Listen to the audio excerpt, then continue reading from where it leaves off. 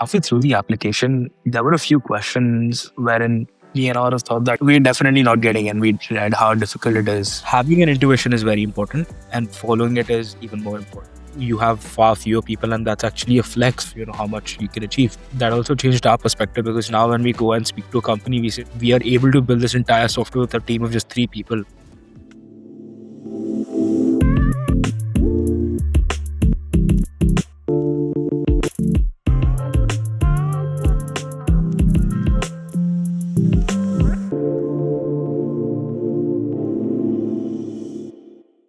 Hey everyone, it's Daniel. I just wanted to introduce everyone to Krishang. He's an amazing entrepreneur who I met through YC in one of the more recent batches. There's just some entrepreneurs out there that I feel like get it, and they're smart and they're humble and they work hard and they view the world in a really, I'd call it hyper optimistic way.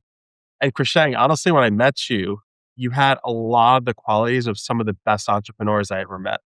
So I met a lot of billionaires and millionaires and like highly successful founders.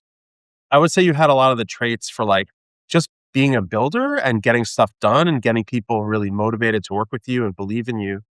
But I wanted to have you on the podcast just so people could see like someone going through the trenches, like in the day to day. Like you really did what a lot of people dream about, which is you moved to Silicon Valley, you got into Y Combinator, you live in San Francisco, you're like building a tech startup, you're using a lot of like newer tools out there.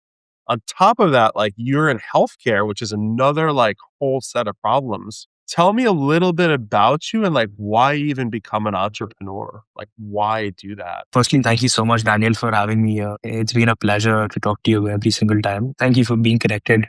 And thank you, YC, for providing that platform so I could meet awesome entrepreneurs like Daniel. I think a brief reason why I got into this space was because growing up, everyone around me was an entrepreneur. My dad was one, my maternal grandfather was one, my grandfather was one. They just talked about these insane stories of them doing some really cool stuff in their business, and I thought that was very interesting. So for me, actually doing the job was something that was out of the box and unconventional rather than starting a business. Another thing was that I loved cars when I was a kid. So when I was in 8th or 9th grade, in one of the summers, I bought old cars and I sold it online. And I think that was sort of my first introduction to business, and I really enjoyed it. That was sort of my foray into the space of entrepreneurship. Your family is like a lot of entrepreneurship there. Like a lot of people don't actually have that support system. Like, did it make it easier for you to take the leap? Like you wanted to do your own thing? Or was it, I don't want to be like my family. I want to do something else. I think one of the great benefits of being from a family like that is that how open they are towards taking on risks and doing unconventional things. So, for example, for those of you who know how Indian parents are, I think if my family was not full of entrepreneurs, my parents would have never allowed me to discontinue school and focus on building Aegis out. And the other thing is, I think after I've been on this journey, I think I can just relate to my dad and my brother even more. I think we have so much more in common, and our day to day is so much more similar, which is talking to customers, focusing on your people, figuring out how can you make something more efficient, how can you do something that elevates the customer experience. Most of the goals that we optimize on a daily basis is very similar. Because of virtue of that, I think I'm just much more closer to all of that. It's been an incredible support system because I think it's so easy to relate with them. Another question I have is like, you went through Y Combinator in a weird, I would say like during a transition, like, were you in one of the more remote batches or was it all in person? Like they've changed a lot.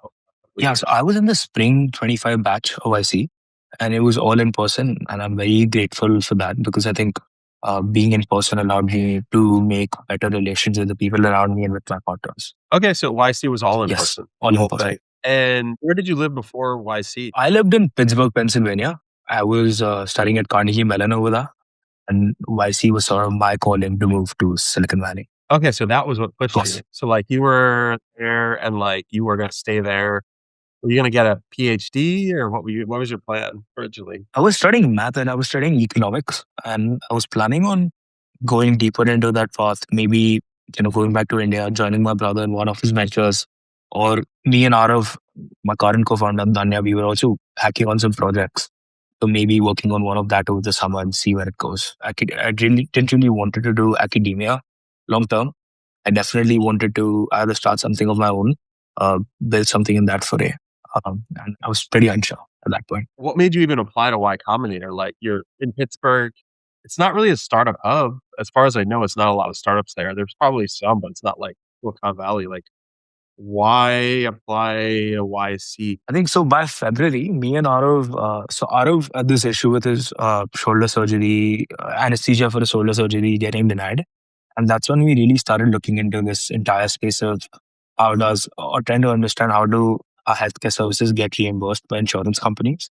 And we started going deeper into the space and we started realizing that insurance denials are an increasing trend and, healthcare providers are not suited enough to fight it out properly. And we were building a tool to help them do that. We were talking to a lot of people. And around that time, one of our very close friends, who's also an NYC, suggested that we should apply. And we were sort of filling up the application.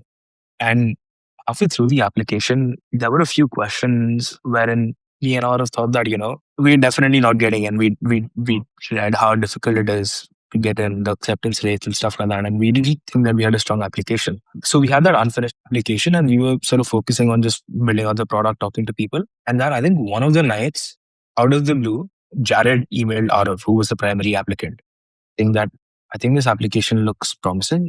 Just submit it. I think you have a good shot. And so me and Arav stayed up that night till like 2 or 3 a.m. I even had a midterm the next day. I did terribly on that. And we somehow finished the application and submitted it at 3 a.m. Jared for the party? Yeah, Jared. YC email? Yeah. So you did half of the Yeah, application? it was an unfinished application. You're looking at it. Okay, sorry, Yeah, keep going. that was interesting. So that was this unfinished application, and he reached out, and that made us finish the application and apply. And then we heard back for the interview in a month. We got in 2 weeks, 2.5 weeks before the batch, and basically booked a one-way ticket to SF and depth.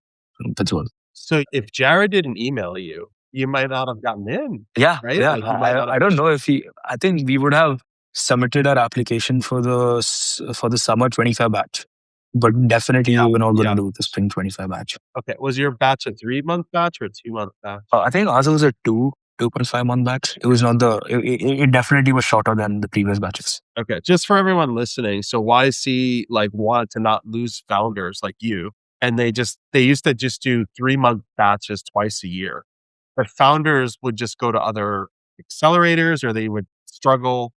So YC like did almost like I'd call it like semester program where you get 2 months with the YC team, 2.5, and then they would rotate 4 times a year now. So you were in one of the 4 year batches. Yes. Okay. One question for you, like YC used to be 3 months. Now it's 2.5, give or take. Is it super stressful in that short period of time? Because like you started, I guess, from nothing, right? You went into YC with like the concept, mental models, like what you're going to work on. When did you start building for the company? Like before YC, when you got it? We were building before, but we weren't really, we were also managing school on one side and we were trying to build this out on the other hand.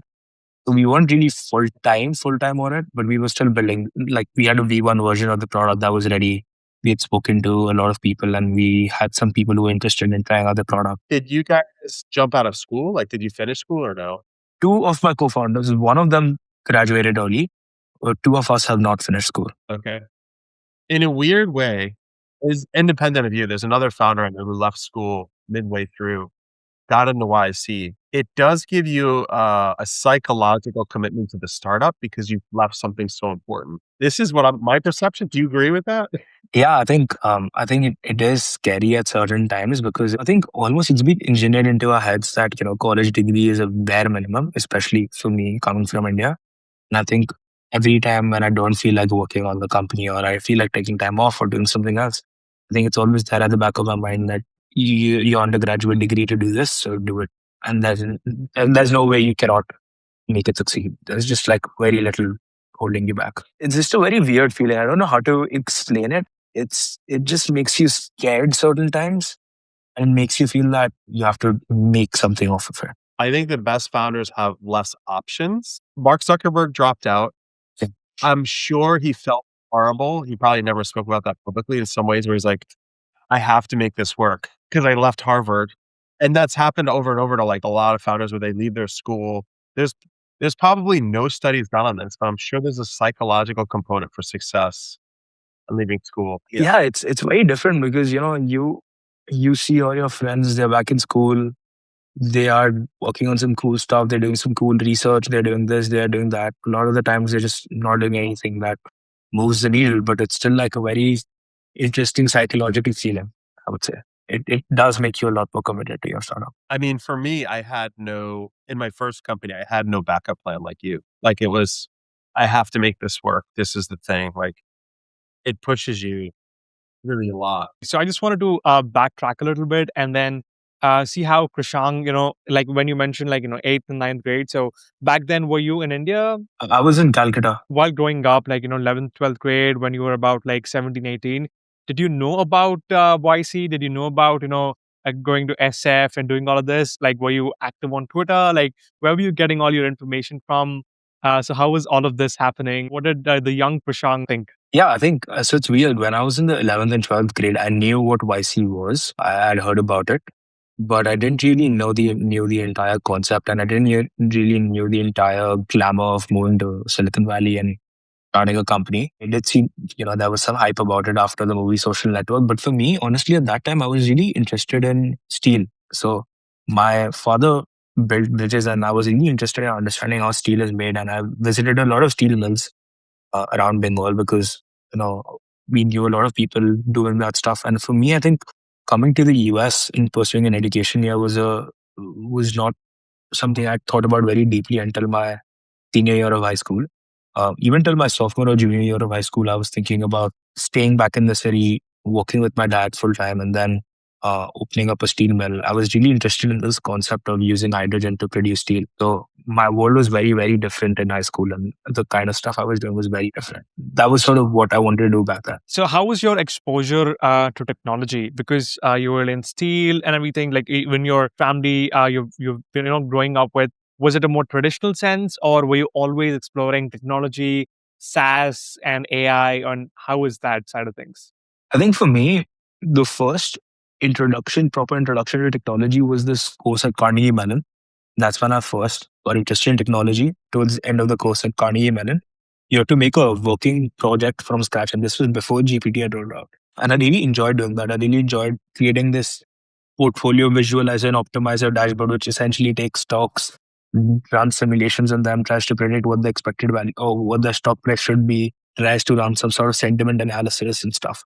So that was sort of my first exposure to technology. And going to Carnegie Mellon, where most of my friends were studying computer science, I just got drawn into the field. And I'm guessing that exactly when OpenAI rolled out their GPT 3.5 in November 2022, and then it instantly started clicking, and then you might have connected the dots and so wanted to build something with LLMs, right? Was that something that was happening? Yeah, I mean, when ChatGPT rolled up, I was shocked to see something like this exist. And I think it was just mind blowing when I first saw it. And I think summer of 2023 was when my very close friend at that time dropped out to do YC. He was building an AI personal assistant, and I saw him how he could make a personal assistant sort of with AI that could really talk to you and figure out. And it was such a unique thing to see a 21-year-old or a 19-year-old at that time build out. And I think I was really fascinated by how game changing this technology is, and I just wanted to do something with it. I think this was just about the healthcare. I think you did mention that you did come across a really important pain point about healthcare. I think you mentioned like some of your friends encountered the problem themselves, and then you figured that this is the right time to build in this space, right? Because from the outside, it just looks like a nice textbook YC story, right? I mean, go from India, study in Carnegie, and then boom, you get an idea. You fly to SF, and then this was like the partner also calling you to apply. So I'm pretty sure there were some nuances that might have happened, right? So, what were the nuances where you might have felt, okay, this is a little trickier than I thought. It might look sparkly from the outside, but it definitely is a little more difficult. So, were there any instances where you found that out? Yeah, I think so. What we do is we help hospitals and healthcare providers appeal denials. So essentially, what happens is that they get a lot of these denied claims, which they're not able to fight back, and they're not able to understand why they are happening in the first place. And we essentially help them understand the why and also fight it out on their behalf using AI agents. And one of the key things that has been happening over the past 3 years is that insurance companies have been using a lot of AI technologies to sort of adjudicate claims and leading to more and more denials. And the traditional infrastructure that hospitals have in place to fight back on these denials have started failing down. So what essentially started happening is that hospitals have started writing off a lot of these denials from the basically part of the contractual adjustments, and they're losing a lot of money to these insurance companies. So with our idea, we thought that the why now is so insane because you know AI just started rolling out. Companies have figured out a better way to use it, and healthcare providers are not being able to use it well because of obviously how long they are with the sales cycle processes and how long they are to implement technology. That we just thought it would be a great problem to solve.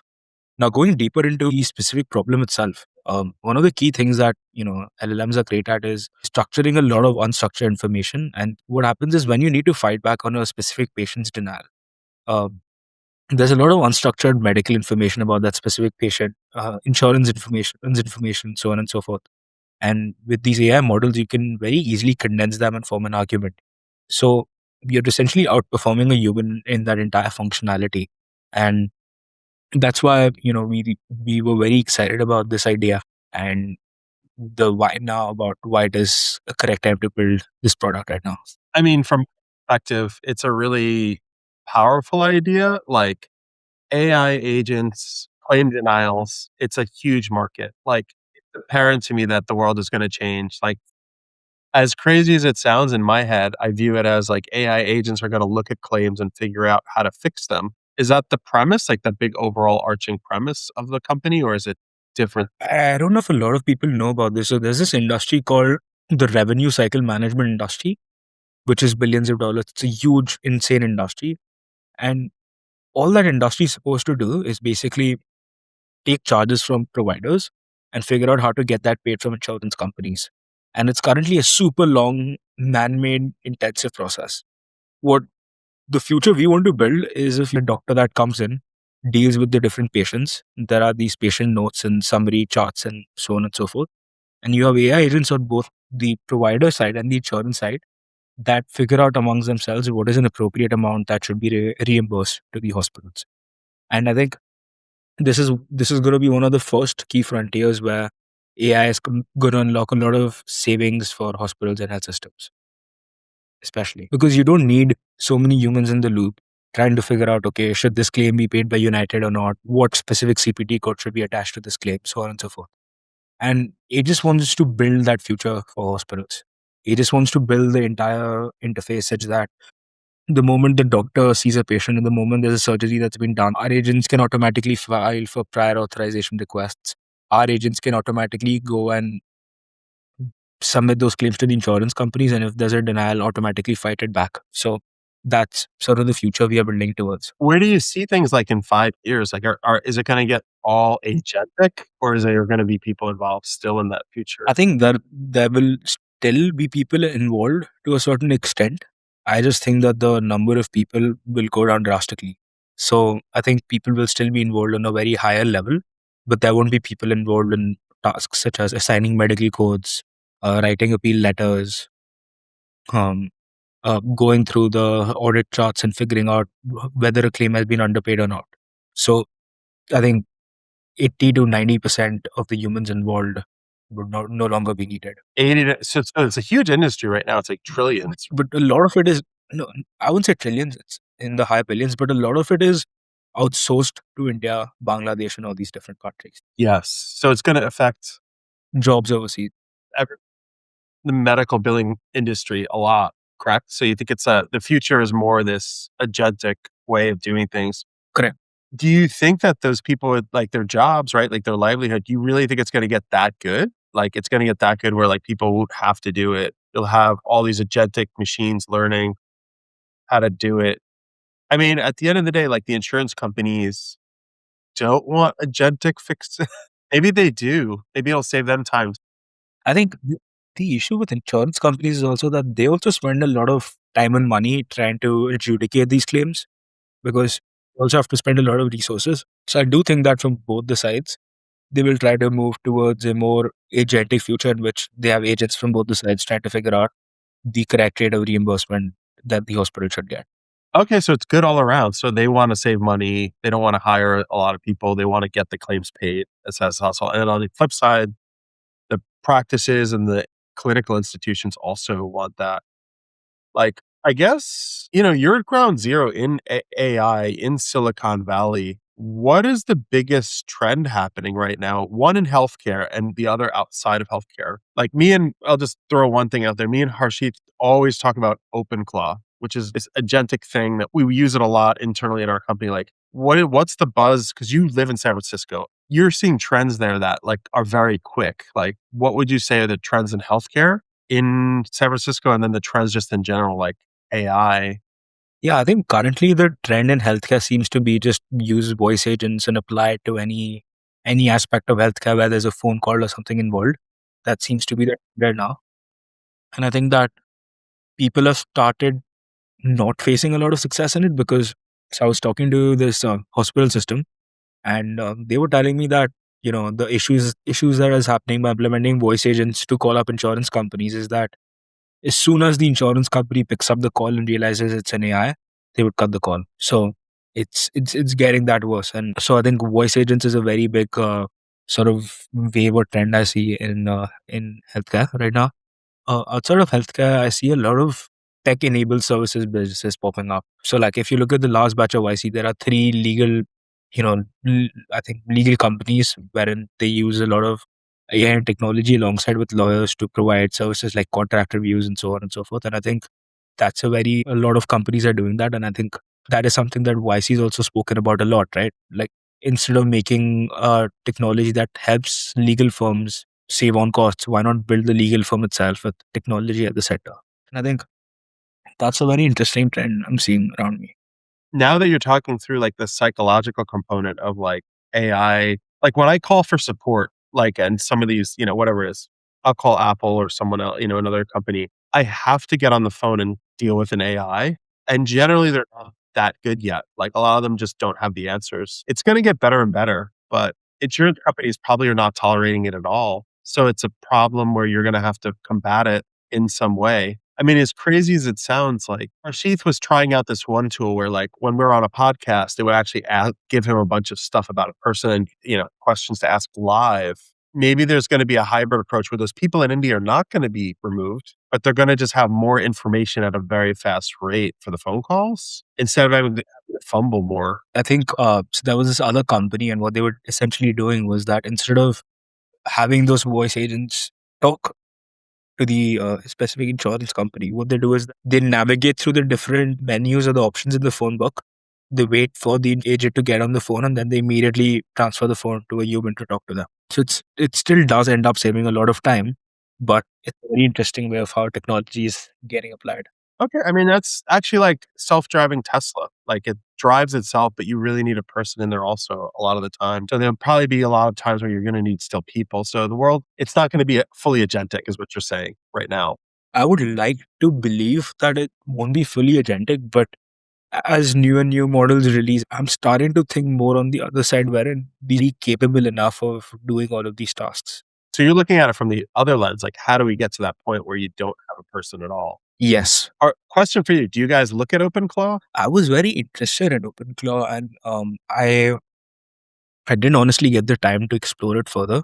The last few weeks have been very busy with us, but I did get the opportunity to meet Peter Steinberger, and the story behind him building it out was very, very interesting. Oh, so you had the chance. YC had this one Yeah, talk with Peter there. yeah. So you went, you sat in a room with him right before he sold it to OpenAI, right? So like, what was the takeaway from that talk? What inspired you, or like, what'd you learn from that? I think it's very important to have an intuition or a belief about or a hypothesis about how the future is going to evolve. The talk was off into that, but he had a very interesting take on how the future would evolve.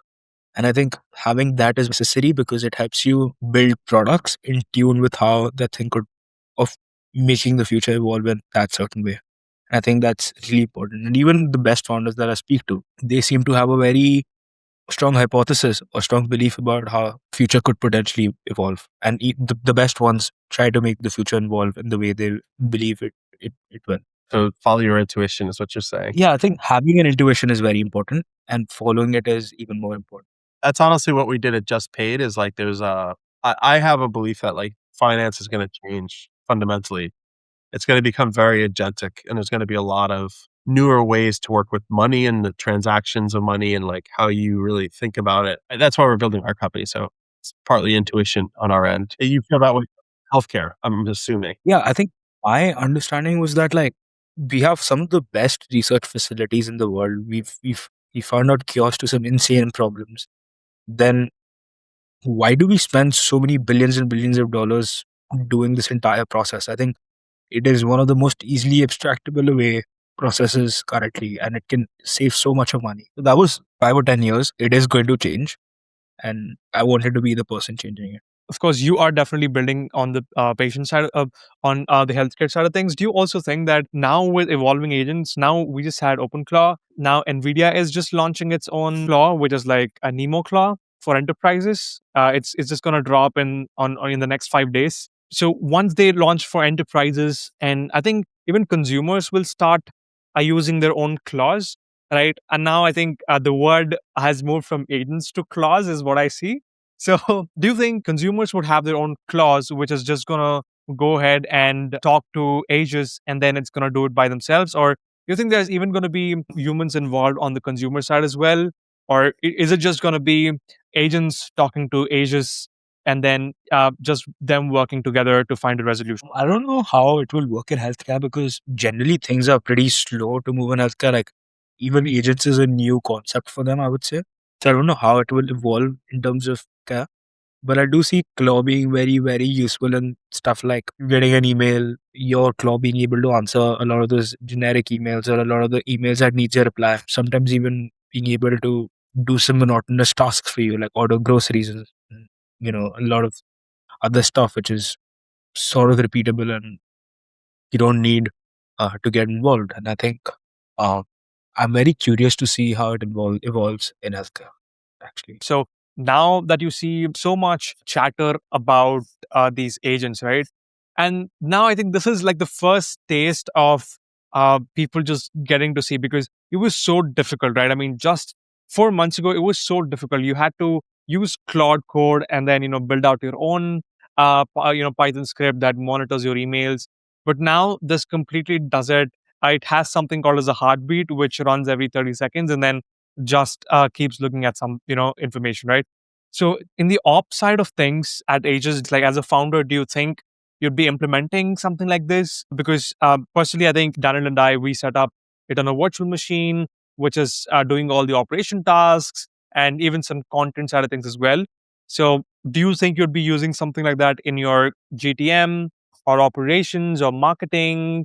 Currently, we use it a lot in our GTM, basically targeting the correct people, sending them the outbound campaigns, understanding, tracking leads and understanding when to sort of approach a lead and when to find them. We also use it a lot in contract review. So in healthcare, there are very bespoke contracts regarding how you share the data and so on and so forth. And we use Claude a lot to understand that and to understand what the person on the other hand is saying.